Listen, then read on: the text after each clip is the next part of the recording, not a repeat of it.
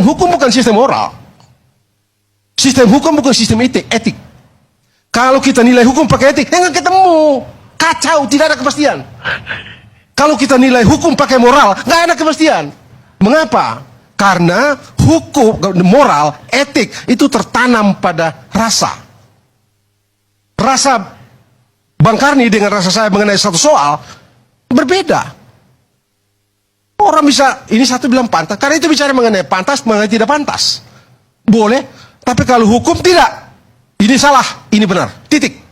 Tidak ada di luar itu.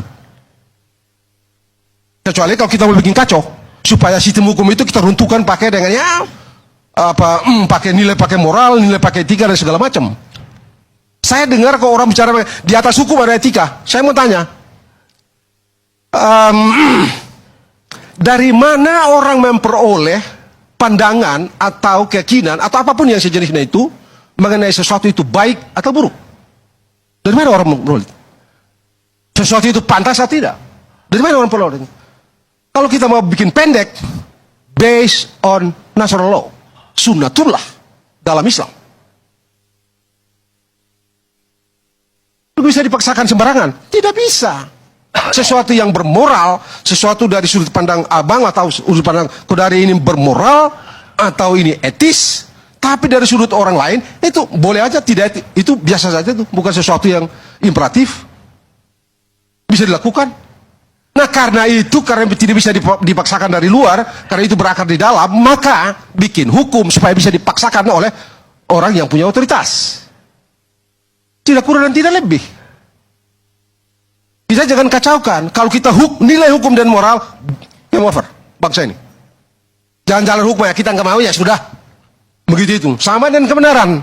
Kalau kebenaran itu takar pakai orang banyak, semua orang bilang salah, salah itu. Semua orang bilang benar, benar itu. Tidak ada standarnya. Fasis. Dan itu yang dilakukan oleh Hitler misalnya. Jadi kita mesti clear di sini. Jelas kok. Kalau misalnya presiden itu, siapapun dia, dibilang hanya bisa kampanye kalau dia capres. Ngapain dibilang presiden punya hak untuk berkampanye? Ngapain? Karena setiap capres, siapapun dia, pasti punya hak. Tidak mungkin ada capres yang tidak punya hak.